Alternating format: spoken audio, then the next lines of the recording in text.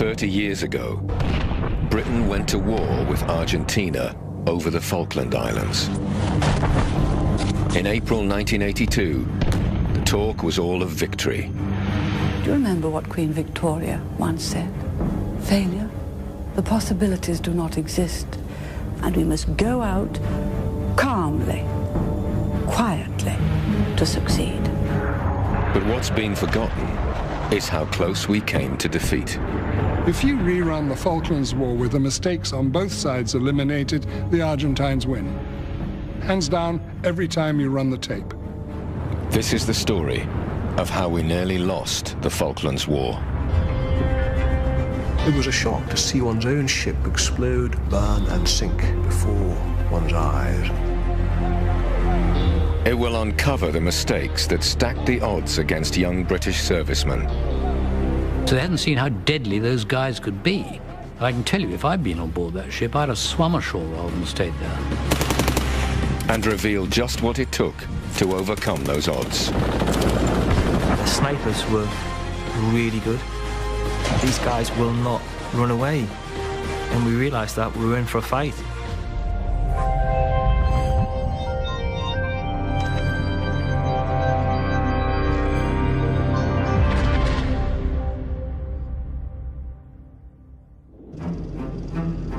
Argentina's flag flies over what was only hours before the residence of the British governor. It's all over now. Early on the 2nd of April 1982, Argentinian troops invaded the Falkland Islands. They overwhelmed the tiny British garrison and occupied the capital, Port Stanley. Suddenly, Britain was on the brink of war over a group of islands 8,000 miles away in the South Atlantic, and the British had started on the back foot. Paratrooper Mick Southall had just finished his training. He was 17 years old. Most of us, if we're honest, had never heard of the Falkland Islands. Royal Marine Dave O'Connor had recently completed a tour of duty in Northern Ireland. I'm embarrassed to say it, the Falklands wasn't on my radar. I thought it was some island off the Scottish coast or something. And because it was close to April Fool's Day, people thought it was a bit of a joke. There were plenty of people who had no idea what the Falklands were, including, I understand, some very senior people, both in the Ministry of Defence and the government. Ian Gardner was a captain in the Royal Marines. He led his company in the famous march or yomp across the Falklands. But in April 1982, he had just returned to his home in Scotland after a training exercise. At 5 o'clock in the morning, on Friday, the 2nd of April, I was asleep at home in my own bed when the telephone rang. It was the day we were due to go on Easter leave for 2 weeks, so we were caught completely, like everybody else, by surprise. And it's a strange feeling being called to war from one's bed. Britain was unprepared for a war in the South Atlantic, but British territory had been invaded and British citizens subjugated. The government could not let the invasion go unchallenged. It was Admiral Leach bypassed not only the Ministry of Defence but also his superiors among the chiefs of staff, and he went up dressed in all his uniform and looking as handsome as hell, went and embraced Margaret Thatcher and says, "We've got to do it." And she said, "Yes, we're going to." We have to recover those islands. We have to recover them, for the people on them are British, of British stock, and they still owe allegiance to the Crown. A huge naval task force now had to be mobilized, but it would take 3 weeks to reach the islands, and the South Atlantic winter was fast approaching. Ivor Helberg was responsible for the logistics the troops would need to land and fight in the harsh Falklands terrain. My brigade commander rang me up at goodness knows what time of the morning, 2 or 3 o'clock in the morning, and said, "Go, go, go." We were really quite worried because it was obvious to me, certainly, and my brigade commander, that this could be very difficult and at very short notice. And we'd never had to do this, not at such short notice and so far away. Could it be serious? Something like 9,000 tons of ammunition actually had to be loaded. Food, of petrol, of all stuff to do with jerry cans. All the spares that needed to go for our equipments had to be loaded on from something like 32 different depots. The British had not expected to be launching an amphibious operation 8,000 miles away. Until 1982, British eyes were fixed on battlefields much closer to home as part of the Cold War with Soviet Russia. Because of the threat from the east, Britain missed the threat of an Argentinian invasion in the west. After the war, a government inquiry judged that the Foreign Office could not have foreseen an invasion and that it was committed to supporting the islanders. But Hugh Bacino, a Secret Service agent in Buenos Aires prior to the war, believes there were clear warning signs. There had been every indication that the Argentines were rousing popular opinion in that direction. There had been good intelligence from the defense attaché and from the SIS station of military preparations. There should have been no doubt that the Argentines were going to do something military. But Foreign Office policy was to sell out the islanders. They wanted to force the islanders into the arms of Argentina. Brigadier Julian Thompson commanded the first British troops to land in the Falklands. He was given a somber warning by the overall task force commander, Admiral Fieldhouse.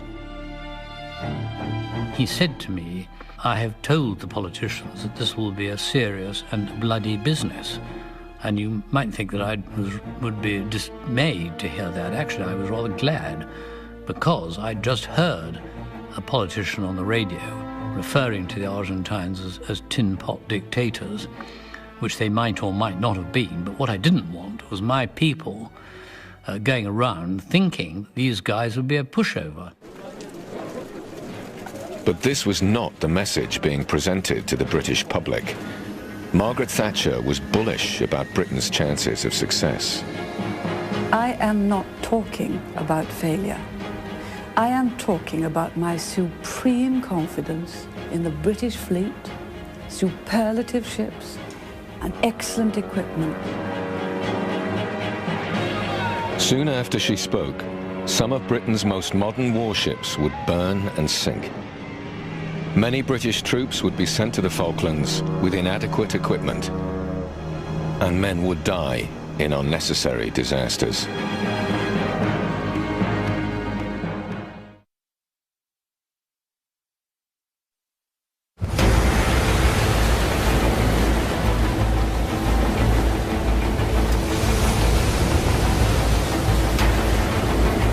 In May 1982, Britain braced itself for war with Argentina over the Falkland Islands. On May the 2nd, the country was stunned by news that the submarine HMS Conqueror had torpedoed a large Argentinian warship, the General Belgrano.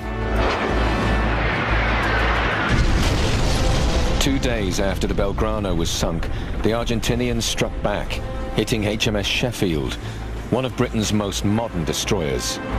That was a big shocker. HMS Sheffield was our latest warship, and the Argentinians had taken her out. And here were we on a huge ship packed with Marines. That was a little bit worrying. The Royal Navy was more vulnerable than the tough talk at home had suggested. The Sheffield had spotted the incoming Exocet missile far too late. The Sheffield was lost through negligence. The captain of the Sheffield had not switched his mind to war. Otherwise, he would have had all his electronics on. He'd have told the crew that they could not send messages home to their loved ones, and he would not have had the galleys frying up chips. Ian Gardner and his company of Marines were still on troop ships bound for the Falklands when the Sheffield sank. Here we were, 300 Royal Marines cooped up in the hold of what was a cargo ship, a transport ship.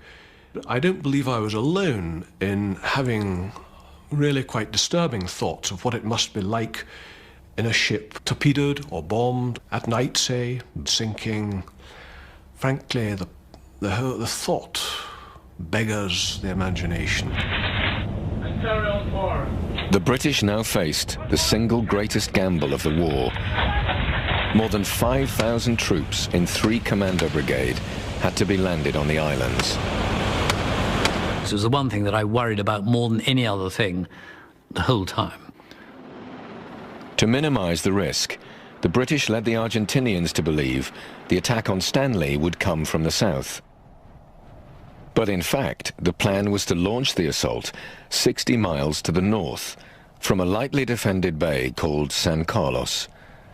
But even here, the British would still be vulnerable to air attack. Carrying out amphibious operations without air superiority are a bad idea, as has been proved in the past, because they could have completely ruined the whole thing had they managed to sink the amphibious ships. The British planned to go ashore under the cover of darkness to minimize the threat.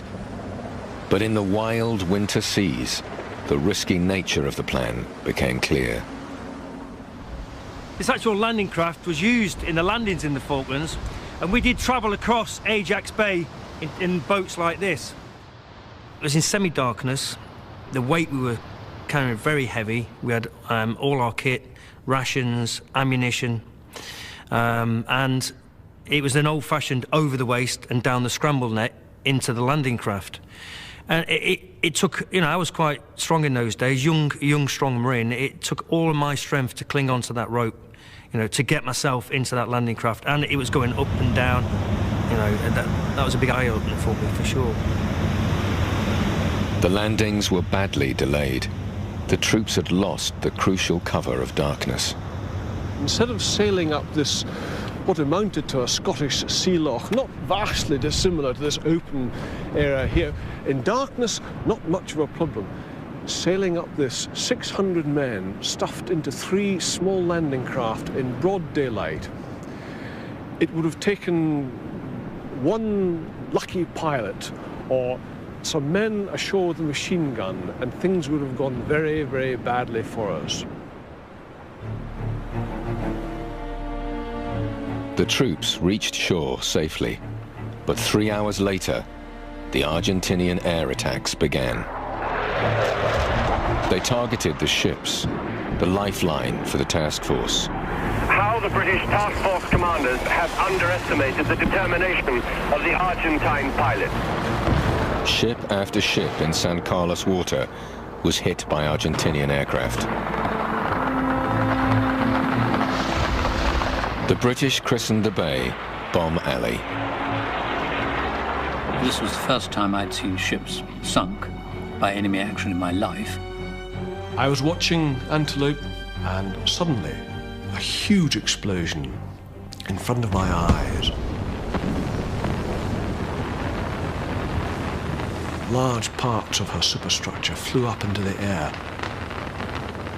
I remember that explosion echoing round, and then followed by a series of other explosions that went all night. The crew was rescued, but the ship was doomed. The following morning, she folded like a deck chair, her back broken, and sank, and both her nose and her stern could be seen above the water for some time. And eventually, the nose disappeared, and all that was left was a small life raft, as if to anchor, as if to mark the spot where the ship had gone down.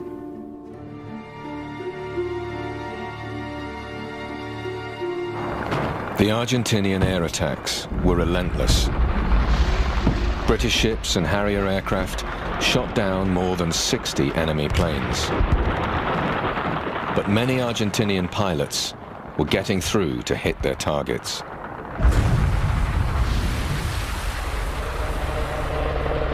The commander of the fleet recorded his frustrations in forceful language. At about 1900, yet another bloody disaster. 3 A4s bombed Coventry and Broadsword. Coventry badly hit and sinking. HMS Coventry, a destroyer, was hit and has been lost. Admiral Woodward was sharply critical of some of the British ships' defences. No missiles fired, which is quite extraordinary and saps any faith we may have in our modern systems. For God's sake, they sent ships down there with anti-aircraft capability they knew didn't work. What we had was a thing called Seacat, which was first-generation guided missile, really no use at all, unknown to be no use. On the same day that the Antelope sank, 2 other British ships, the Galahad and the Lancelot, were struck by massive bombs. Incredibly, they didn't detonate. Naval mine disposal expert Bernie Bruin had the perilous job of finding out why they hadn't exploded, and then disposing of them. When we got on board Galahad, the first thing we had to do was to find out where the bomb was. And the only way you can do this is to find where it enters and follow the trail of destruction. It had hidden itself in amongst the debris, wrapped in a big sheet of aluminium which it had collected on the way. The one thing we could see, of course, was the nose and this yellow stripe, so we knew it was a British 1,000-pound bomb. Argentina had acquired these bombs before the war. Now they were being used against British ships. Naval commanders had a theory about why the bombs were not detonating. We had to find out whether this fuse had been armed, because the prognosis was that they'd been dropping these bombs too low and that they weren't being armed. And normally these fuses are activated by a propeller in the tail turning this little device here, which unscrews a screw which allows the fuse to arm itself and to move and work. Normally they fall out completely, but if they're still left in, you have to find out by counting the number of screw threads just how far it has gone into the arming process. His worst fears were now confirmed. Even though the planes were flying low, the arming mechanism had done its job. What we had here, basically, was a bomb that was waiting to go bang. It just needed the slightest touch, almost.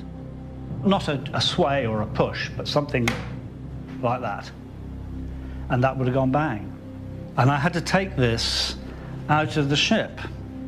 The way I can best describe it is when you take your very young sleeping child from the back of the car at the end of a long day up to bed, you do it in a way that it doesn't know it's being moved. And that was in my mind about moving this bomb. I have to move it without it knowing that it's being moved. Bernie successfully removed the bomb from the Galahad. Naval disposal teams cradled unexploded bombs off 6 other ships. If these bombs had detonated on impact, the British campaign would have been stopped in its tracks. Then 4 days after the landings, the Argentinians struck another devastating blow. Exocet missiles hit a vital British supply ship, the Atlantic Conveyor. It was carrying 4 giant Chinook helicopters. 3 were destroyed. It was perhaps the single greatest setback of the war. I had been preparing a plan to move my brigade forward onto the high ground overlooking Stanley, and the key part of that plan was 4 Chinook helicopters. In the rush to pack equipment onto the task force ships, crucial errors had been made. I think it was a great mistake to put all your eggs in one basket, particularly such expensive, important eggs as that. Certainly in my own mind, in my own journal that I kept at the time, you know, I made 1 or 2 really pithy comments about what the hell are they doing? Are they completely mad? The destruction of that one ship changed the tempo of the whole war as far as we're concerned. We would have to walk. The plan was for 3 Commando Brigade to approach Port Stanley from the northeast, rather than the route the Argentinians were expecting from the south. But the heavily burdened troops now faced a 60-mile march through the ferocious winds of the Falklands winter. This late 20th century conflict became a medieval slog across an unforgiving landscape. Ultimately, the lack of transport would lead to the greatest human tragedy of the whole campaign.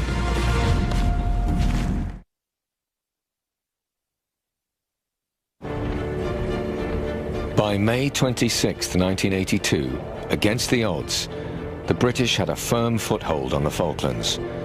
But many of the task force's heavy-lift helicopters had been destroyed on the Atlantic conveyor. British soldiers had to march or yomp to battle, carrying enormous loads through the Falklands winter. 3 Commando Brigade was still more than 60 miles away from Stanley. A lot of people were going, well, you know, I don't think that's possible. Do you think we can walk that far? We hadn't carried such large weights before. 120 pounds a man, perhaps 150 in some cases. So some men were carrying 2/3 of their own body weight, perhaps a little more. The loads were so heavy to begin with that it wasn't actually easy to get them on our backs. We've reunited Marines Ken Grassick and Dave O'Connor with the packs they had to shoulder in May 1982. Must be about 30 years, I think, since certainly I've seen this. Yeah, I haven't seen this. Amazing. This kit laid out like this for, you know, over 30 years, and this is almost identical to what the individual was carrying in the Falklands. I was a GPMG gunner, and I carried this, which is 24 pounds, and as a team we were given 6,000 rounds of 7.62 Link. Now, 200 rounds weighs 12 pounds. If you can imagine 6,000 of these, when 200 weighs 12 pounds, and if somebody has got a calculator, they can work that out, but I know it's quite heavy. It was quite difficult with all the additional weight to actually yomp and be in an alert position. And I used to fall over all the time, and initially you'd have to take your Bergen off, take your 84mm anti-tank weapon off, put it all back on, get yourself sorted, and it took too long. So in the end, I used to just get 3 guys to right me, put me on my feet, and then you'd carry on. Something that everybody suffered with, whether the boots fitted them well or not, was the feet. Everybody's feet, I think, were constantly wet, and because of that, you know, an injury that hadn't happened for a long time, trench foot. Trench foot was the first stage of frostbite, and that would very quickly deplete our fighting strength. I thought the exposure problem was really serious, so there was no way of getting them out of it. And cold injuries were the thing that really worried me. The shortage of helicopter transport meant that the troops' rations didn't always reach them. Young men who'd never really been hungry beyond a healthy appetite, burning perhaps 5,000 calories in a day, no food. The hunger consumed us. We would talk endlessly about what we wanted to eat.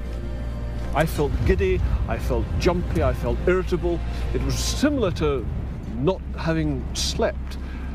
You started not making rational decisions, started thinking irrationally. As the march towards Stanley continued, High Command in London set a new challenge.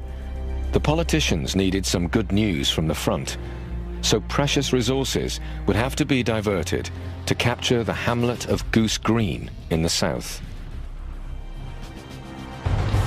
Even though the 2nd Parachute Battalion were outnumbered by the Argentinian defenders, they won a remarkable victory.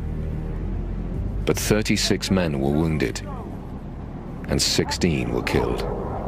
Captain James, Lieutenant Parry, Corporal Hartman. On June the 1st, the task force was reinforced by 5 Infantry Brigade. 2 of its battalions had joined the brigade just a few weeks earlier. We were on public duties. I was on a trooping the colour in 81.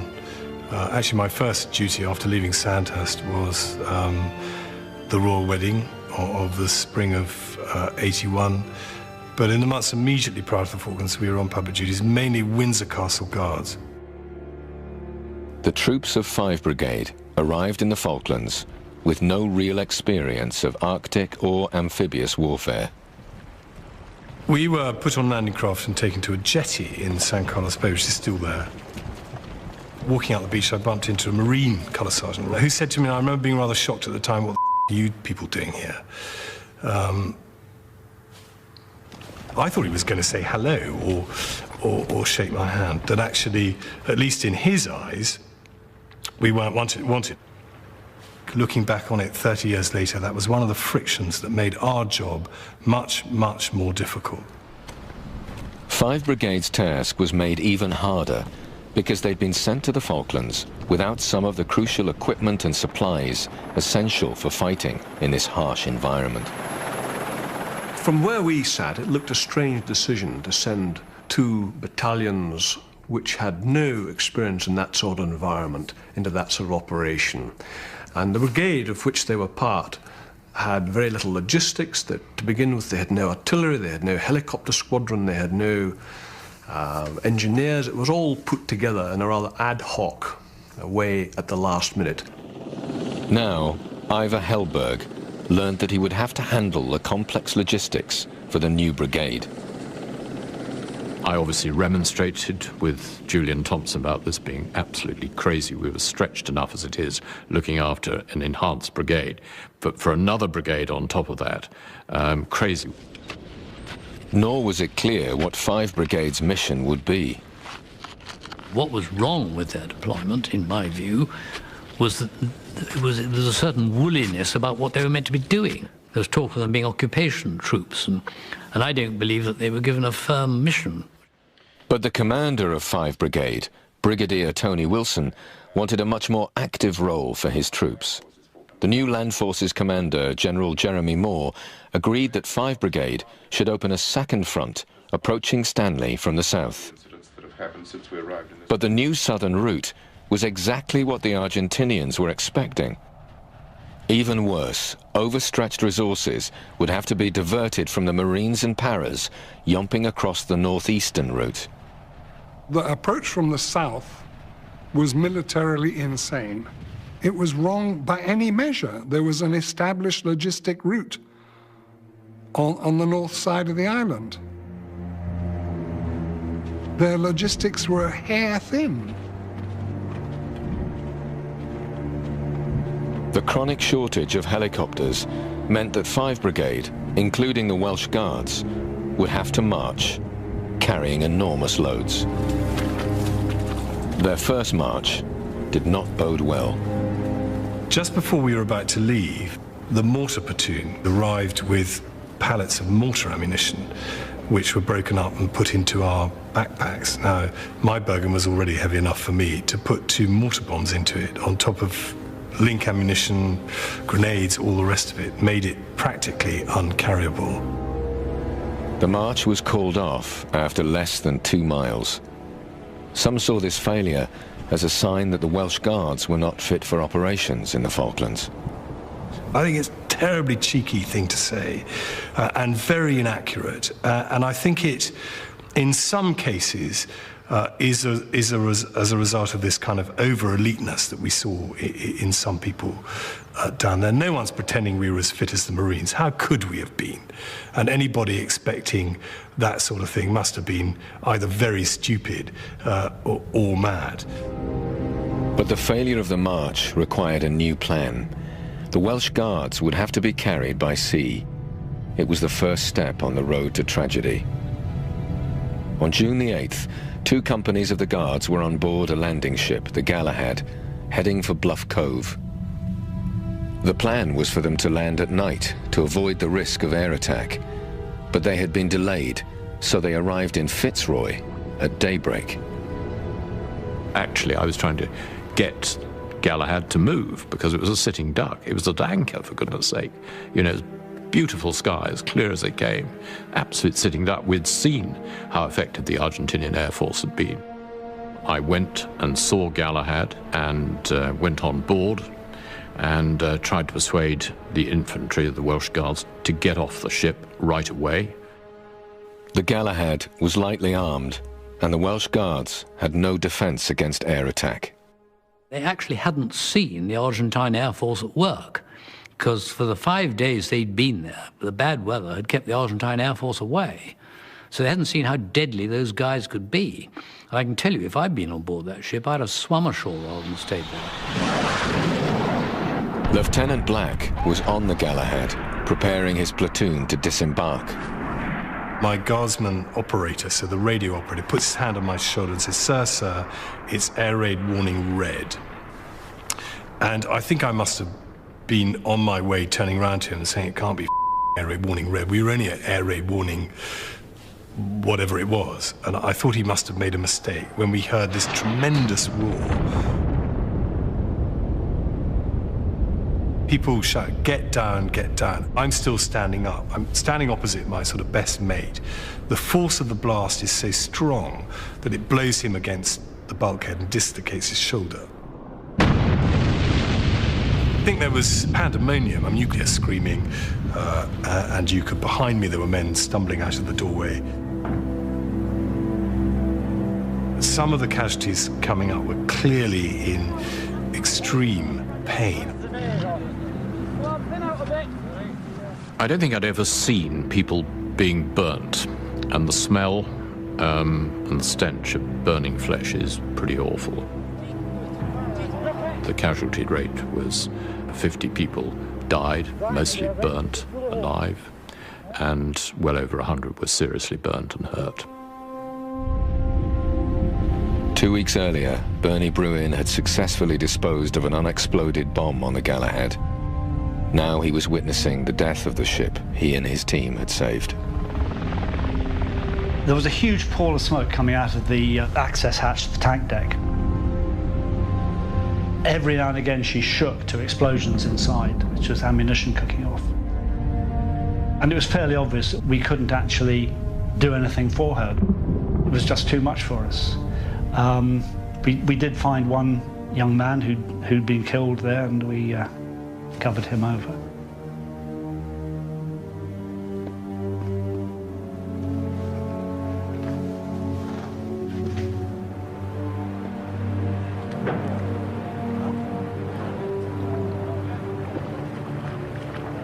The deaths of so many men on the Galahad was a shocking reminder of the risks of fighting a war without air superiority. There was no time to stop and mourn. The Marines and Paras had to continue their grueling yomp towards Stanley. They now faced the greatest challenge of them all, the series of fortified peaks surrounding the Falklands capital. Kent, Two Sisters, Tumbledown, Harriet, and at the center, Mount Longdon, all of them bristling with Argentinian machine guns. 3 Para were tasked with taking out the position of Mount Longdon, which was central, right in the centre of all the other positions. It looked quite big, it looked quite formidable, and it looked, if I'm honest again, it looked quite scary to me. The British did not have the artillery, the aircraft, or the overwhelming force needed to launch daylight attacks. The plan was to surprise the Argentinians at night.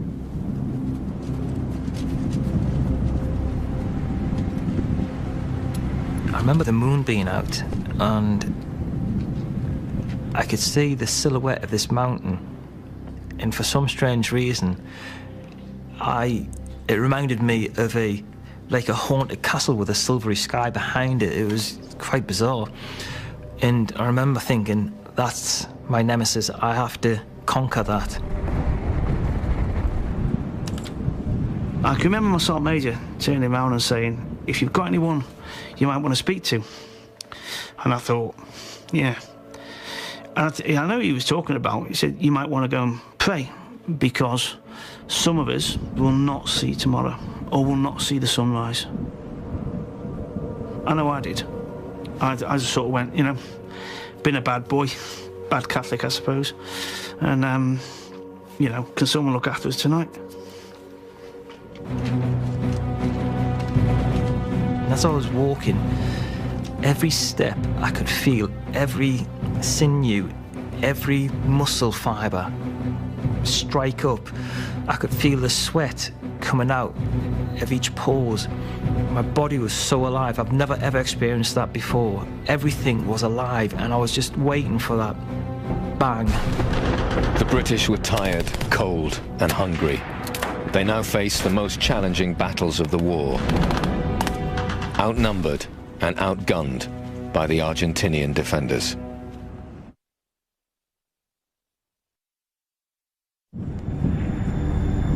On the 11th of June 1982, British troops in the Falklands were preparing surprise night attacks on a series of heavily defended mountains around Port Stanley. I kind of remember being told to fix bayonets. And I thought, if I have to fix this thing, if I have to use this thing, okay, I'm going to use it. I just hope I don't have to. I really do. So, you know, bayonet fighting is probably the worst part of warfare. You were right on the enemy, right face up, you know, so you would be bayoneting them. The Argentinians now realized that they were under attack. Rifle and machine gun fire, mortars and grenades rained down on the British troops. The noise was incredible. The screaming of people giving orders being sort of overlaid by the screams of people who were hurt. The screams of people carrying out assaults and motivating themselves to go forward. And the noise was just tremendous. Everybody was firing. Everybody. Ian Gardner's company of Marines had reached the lower slopes of a peak called Two Sisters without a shot being fired. But the silence did not last. It was a gutter fight in the dark, close quarter fighting. Argentines were fighting from behind rocks, a case of throwing grenades over rocks, going around, one man going, other men covering them. Range of visibility really quite short. Eventually our section got pinned down by 2.5 machine guns close to the summit, and some riflemen. And for a while we were actually, you know, they had actually gained the momentum and gained the initiative from us. I was basically firing at the muzzle flash of the machine gun. I would put rounds into that for as long as rounds came out of that. So I basically put rounds into that machine gun until it didn't fire back at us. We ended up at a rock. And, you know, quite a large boulder. And we were sort of lined up alongside it, and I was, as I look at the rock, I was to the left, and I sort of peered round it. And I said, there's somebody out there. And the words were, well, shoot him then. So I just didn't even think. And I moved around the rocks and engaged this shape and fired about 5 or 6 rounds and moved back into the rock. And then we all started moving round, and we came to this figure who was on the floor. And I can remember someone saying, oh, you know, well done, baby cakes, the sort of standard slap on the back, so to speak, and everything sort of went quiet for me.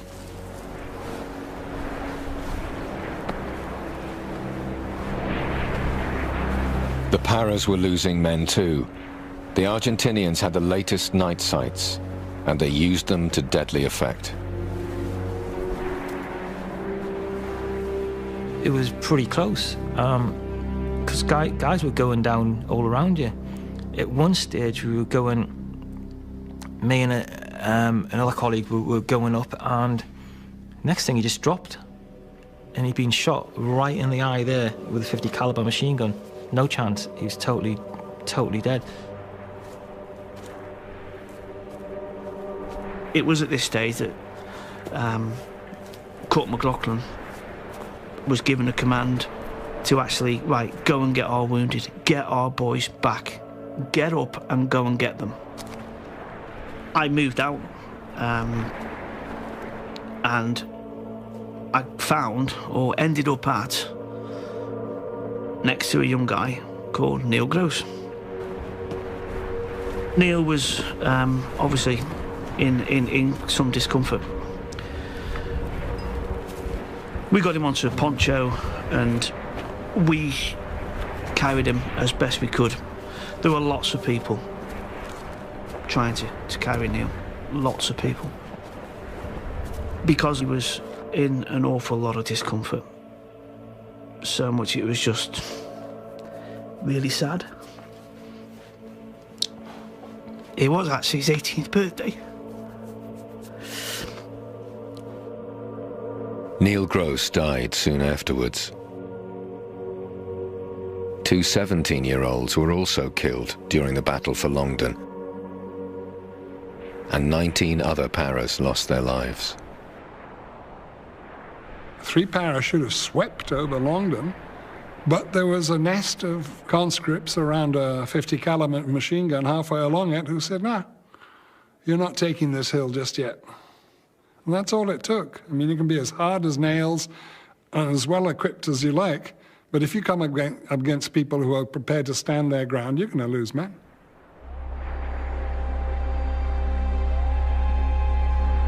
But overall, Argentinian resistance was patchy. Some young conscripts surrendered or ran away without a fight. By June the 14th, the British had taken all the hills around Stanley. Gentlemen, I've just heard that the white flag is flying over Stanley. Hooray! Very marvellous.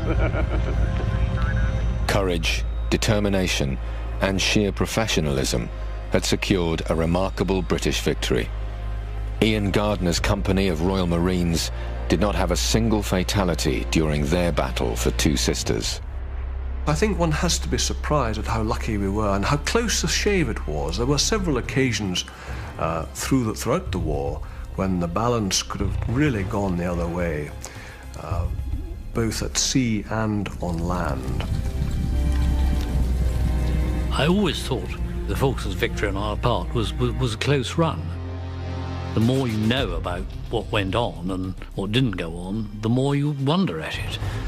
And I think that the Argentines could have won it had they played it right. The enormous risk in undertaking the Falklands campaign had finally paid off. But victory could so easily have been far more costly.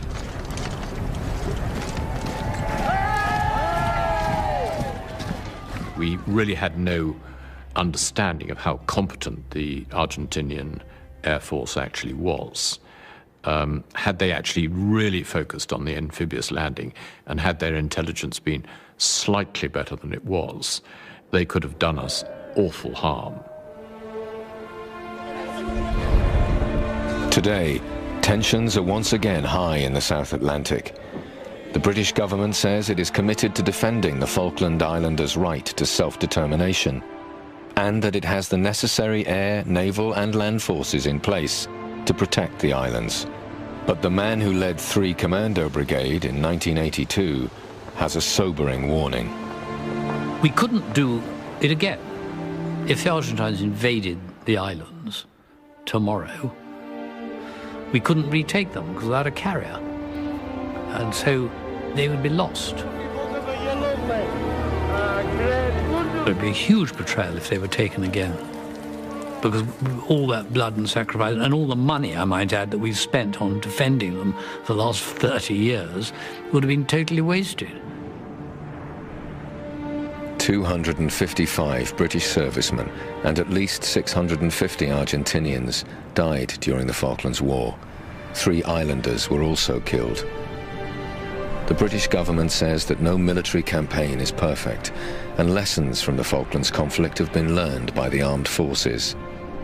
Those who survived must hope they're right.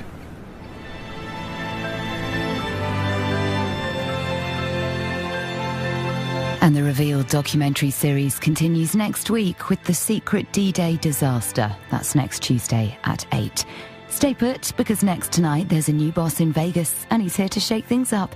The CSI season premiere with Ted Danson is just minutes away.